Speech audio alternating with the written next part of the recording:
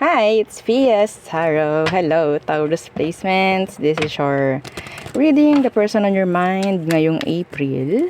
So, tingnan natin kung ano bang meron. Okay, so again, for time mag-start. Kung hindi ka pa nakapag-subscribe, please do subscribe and hit the notification bell para lagi po tayo maging updated sa mga mangyayari pa lang. And yes, again, kung may tanong po pagdating sa private reading, just message me sa akin pong FB page for more info.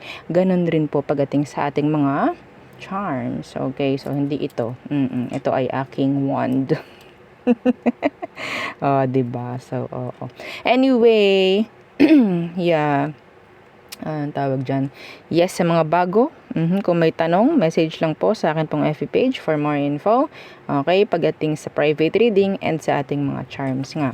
No, so ito yung ating cord cutting necklace. Pangtanggal po yan ng kaalatan sa buhay. Opo, pang-alis. Siya yung magkakat kung ano man at kung sino man na nagbibigay sa iyo ng kaalatan, no, sa buhay mo, pangkalahatan na po yan. Unisex po ito.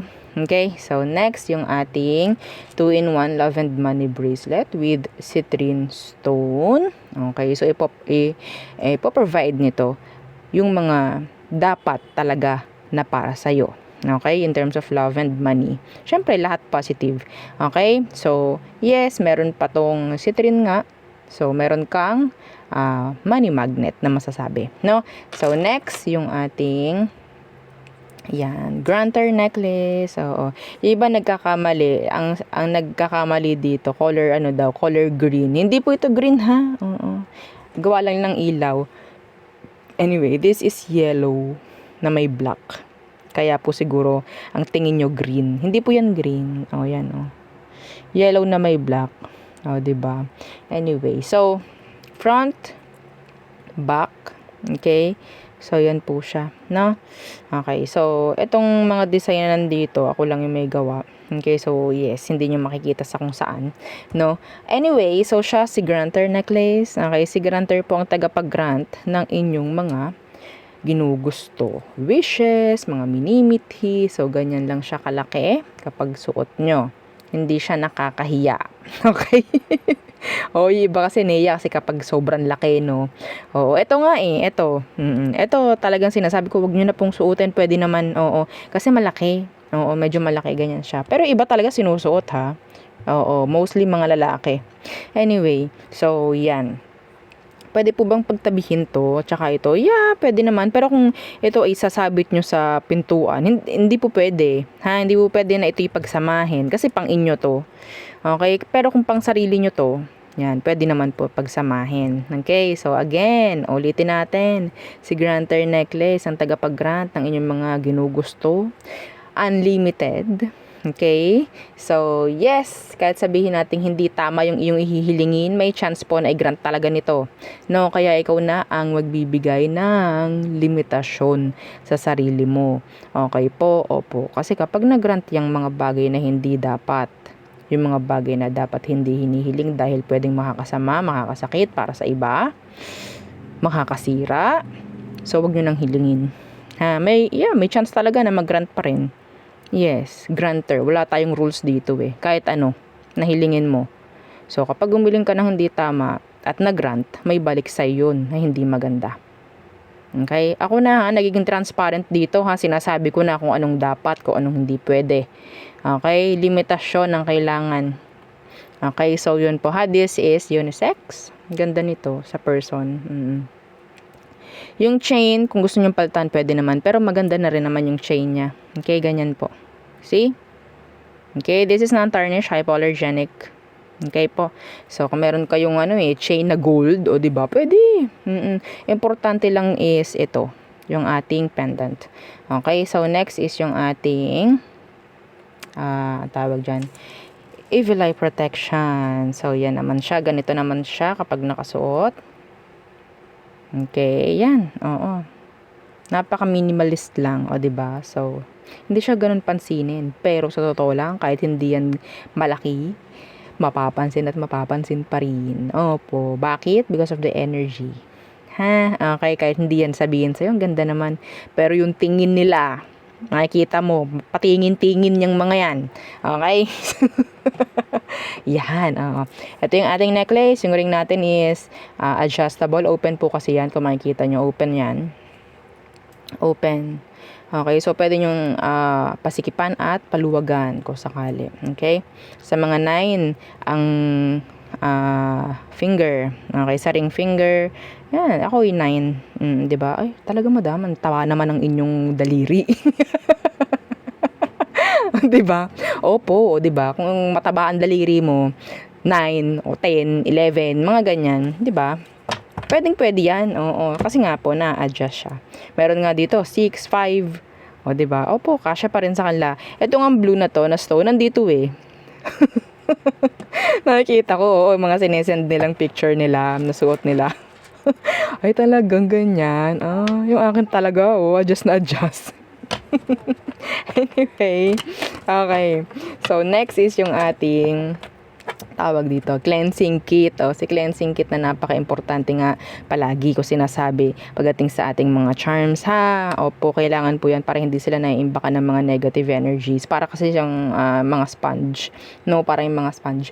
And yes, kailangan rin po na, 'di ba, i-recharge kasi nga po may energy to. Kapag hindi niyo na-recharge, so mararamdaman niyo parang nalilesen na yung mga ibinibigay or parang namamatay.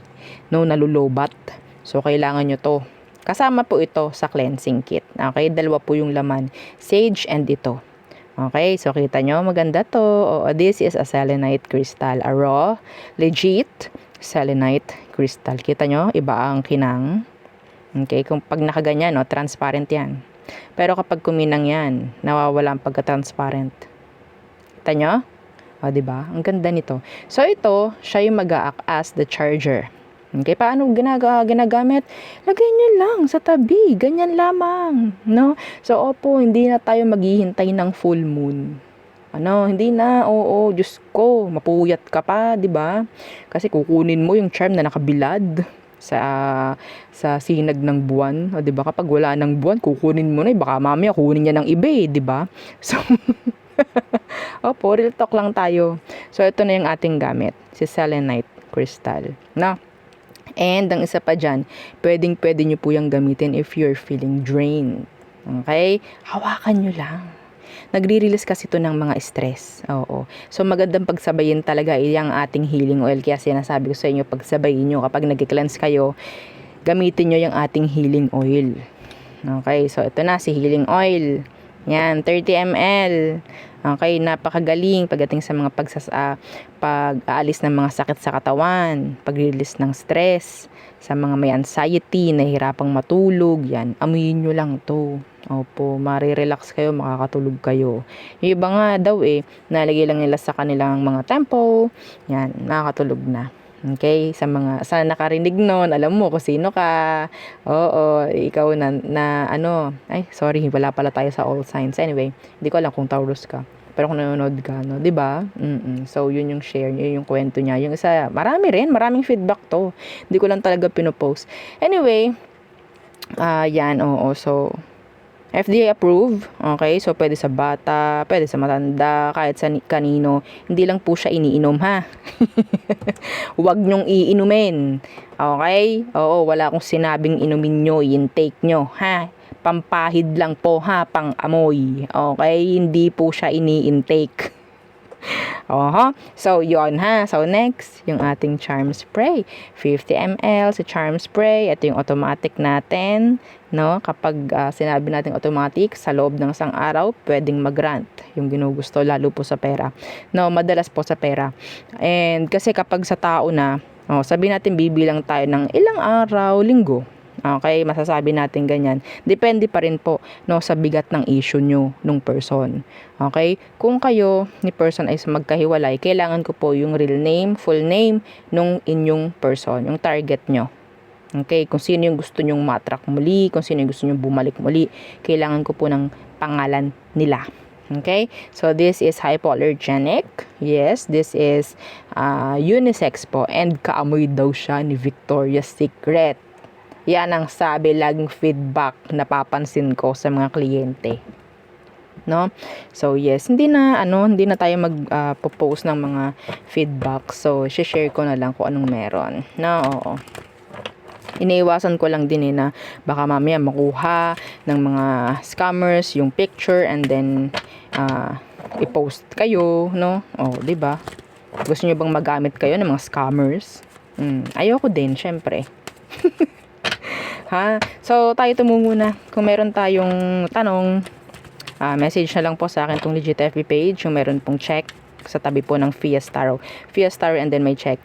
Okay? So, blue check yon, blue mark, blue badge. Or minsan, kapag nasa messenger kayo, parang white siya or gray or black. Parang ganon. Oo. Anyway. So, yeah. Taurus, the person on your mind. The person on your mind. Who is this? April po, ha? April. Okay. The person on your mind, Taurus. The King of Swords. Sabihin natin may pagkamatalino yung person. Oo, hindi lahat, pero may ganong energy. So, the King of Swords. Pwedeng detached sila ngayon. Cold. Silent. Hindi sila nakikipag-usap. Uy, iba dito. Pwedeng same gender. Okay? Okay. So, medyo matalino tong taong to, magaling magsalita. Iba sa kanila magaling sa business. Kahit wala yung King of Pentacles dito. Ang galing Ang galing mag-sales talk. Opo, no, yeah, hindi kayo magkasama ngayon, hindi kayo ngayon, or sabihin natin, hindi kayo magka-connect or magkarelasyon, masasabi. Pwede itong taong to, sabihin natin same gender mo. Kung ikaw babae, babae siya. Kung lalaki ka, lalaki siya. Parang ganyan. Okay? Or kung ano man, mga genders. No, basta same gender. Kayo. Yung iba rito, ito is hindi para sa lahat. Ha? Hindi to para sa lahat. Yung iba sa inyo, parang pakaramdam mo, itong person mo is into same gender. Okay, into same gender. Na-attract din sa same gender niya. Kung hindi, kunyari, lalaki at babae kayo, parang pakaramdam mo dito sa person mo is na-attract siya sa same gender niya. Gets? Gets. So, let us see. So, sa ngayon, pwedeng hindi kayo magka-connect, no? Anong meron? Anong kailangan mong malaman this April, mga Taurus? Okay. Taurus. May pagkamayabang yung energy ng person. Yes, may pagkamayabang. The Five of Swords in the reversed. What's that? The Seven of Swords. Wow, puro swords. This person, kahit hindi ka pinapansin, binibigyan ka ng attention. Yes. Kahit hindi ka niya pinapansin, binibigyan ka niya ng attention. Pwedeng mahuhuli mong nakatingin siya sa'yo. Mga ganyan. Curious yung person. Pero hindi siya nagbibigay ng kung anumang motibo sa'yo. Kung anumang effort. Okay? I think. Some of you. Yung iba sa inyo talaga, merong nagkakagusto sa inyong same gender. Nahuhuli mo siya, lagi lang nakatingin. They're into you. That's a sign. That is a sign. I saw the sign. Diba? Anyways.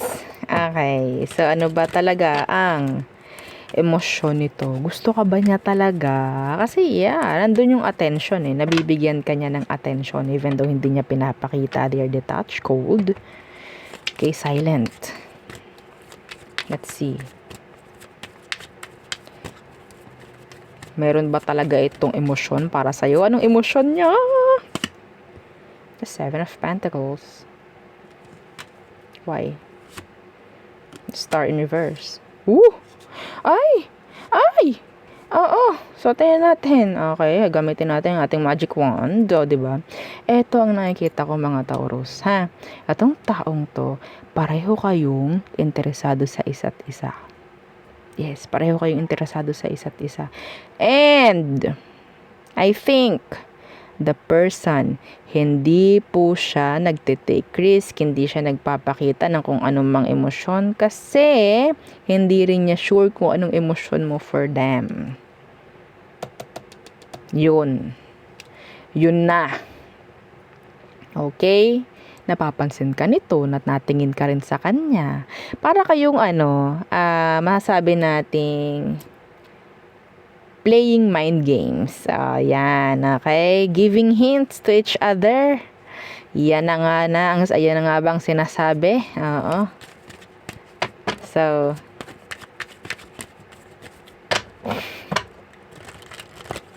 playing mind games. Gusto ka ba niya? Tingnan natin, ha? Kasi parang may yes. Gusto ka ba niya? The Four of Cups in reverse. Ayan, oh. Meron ditong Queen of Swords. Ganun rin ikaw, I think. Oo, tahimik ka rin. Yung iba dito, sana walang alam nyo na dapat free kayong pareho. Kasi merong lumabas na isa eh. Ito ay magkapares. Meron ditong isa. Huwag nyo akong pahirapan, please. Huwag nyo akong pahirapan, mga Taurus. Maawa na. Oo. So, I think the person, sabihin nating yes, pero nakukonsensya siya. Kung alam mo na sila ay merong somebody or ikaw itong meron nakakonect. Kaya pala, iba dito talaga, ang dahilan ng pananahimik is merong mga kakonect. Opo, hindi sigurado. Nakakahiya naman talaga na magpakita ng motibo. 'Di ba? Kung isa sa inyo is meron nga talagang kakonect na. Nakakahiya 'yun. Nakakakonsensya 'yun. Opo. No? Pero nandun yung masasabi natin ay sayang to si Taurus. Bet ko talaga siya. Pero ang hirap ng sitwasyon ngayon. Some of you ay hindi po lahat. Hindi lahat masasabi nating may mga kakonect. Ang isang nakikita ko lang dito kaya siya tahimik is hindi niya rin alam kung anong emosyon mo for them. So nangyayari diyan mind games, head games. Okay, paramdaman.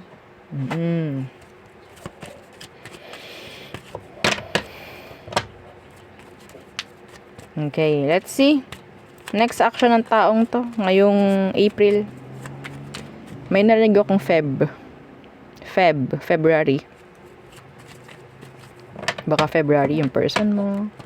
Or there's something significant around the month of Feb. Tingnan natin. Ano bang meron? Next action niya towards you. Chararan! Temperance in reverse. Ooh. The Nine of Pentacles in reverse. Death. May mangyayaring pagbabago sa kung anong sitwasyon nyo sa ngayon. In general. By April, may mangyayari pong pagbabago. Sa pagitan, sa sitwasyon ninyo. In general. If you're not talking right now, then by April, may chance na mag-usap kayo. Ganun po ha, mga simpleng mga pagbabago. Okay? Kung sa tingin ninyo is medyo detached or hindi kayo nagpapansinan, may chance na magpansinan na kayo by April. Okay? Kung kayo is parang nasa isang malabong sitwasyon, koneksyon, pwedeng by April maging okay or sabihin natin mabigyang linaw na yung sitwasyon ninyo. Yes. In general, meron pong magbabago sa sitwasyon nyo nung taong ito. Okay?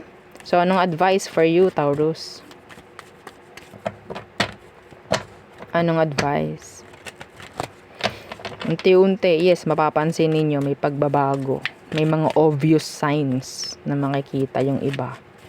So, let us see. Anong meron? Advice for Taurus placements. Chararan! The Hierophant in reverse. Okay. And the world changes. The moon. Okay. So, sabihin natin, ayan, see? May 10 of Swords. Pwedeng may changes talaga na mangyayari. Anyway. So, kung ano man po daw yung mga mangyayaring pagbabago, kailangan yung tanggapin. And yun nga, some of you talaga is hindi naman kayo magkarelasyon nitong taong to. So, wala tayong kailangang i-demand. Wala tayong kailangang hingin sa tao na mga explanation. Okay? Kung sakali man. Okay? I think, yeah, I'm seeing here 360 degrees changes pagdating sa connection or sa situation nyo. I-welcome nyo lang. Either good or bad, i-welcome nyo lang. Si universe ang gumagawa. Okay? Si universe ang bahala. So, kapag i-fight nyo yung current, kayo lang din ang mahihirapan. Okay? Okay, there you go. So, tayo tumungo na sa all signs, Aries through Pisces. Okay, again, sa mga gusto na makasali sa subscribers reading, alam niyo po ba yung subscribers read? Ang way ko ng pag-reading po doon is like a private reading. Okay, and ang gamit kong tarot doon is yung akin pong ginagamit lang sa private. Okay, sa personal na mga readings ng mga clients. Like, ikaw lang yung binabasahan. Okay? Anyway, again, you have to subscribe sa FB page natin kung gusto nyo makasali po sa ating subscribers read. Yes, every Saturday po no yung ating reading. So it's like meron ka palaging private read weekly. Okay, yes, meron siyang monthly na 55 pieces. Okay, so yun. Monthly po yun ha, hindi yun araw monthly. So malaki pa ang iyong tawag diyan, gastos pagdating sa load. Diba? So all signs are through Pisces, Taurus placements. The zodiac sign you're dealing with or dealt with, Taurus. Okay, Aries, they want communication. Taurus, there's imbalance, infidelity. If ever meron na mga sitwasyon sa inyo na hindi dapat i-go pa rin, wag nyo nang i-go. Gemini, so meron ditong third party involved. Cancer, they're avoiding you, they're blocking you, or maybe you have to block or avoid this Cancerian. So Leo, they want growth, they want progress, they want improvement. They see long term with you. Okay, so Virgo, si Virgo is they're being indecisive. Okay, they're being indecisive. They can't tell kung ano yung gusto nila. Okay. So Libra, si Libra parang may pagtalikod na pagdating po sa third party or kung ano man, like hindi na siya umaasa, mga ganyang bagay. Excuse me. So Scorpio, si Scorpio parang gusto nilang ilaban kung anong meron sa inyo. Okay, wow. Ipaglaban mo. Yan naman si Madam. So Sagittarius, they're too inconsistent. Okay, Capricorn, they want endings pagdating po sa cycle. So si Aqua, they're not interested. Some of them, they're just thinking of you sexually, they just want you physically. Okay, so Pisces, gusto nila ng pagbabago, gusto nila ng sabihin nating pagkakaayos sa sitwasyon ninyo. Iba sa kanila po, may chance na inuuna nila yung healing. Healing, moving on, mga ganyang bagay, and focusing on something new. Okay?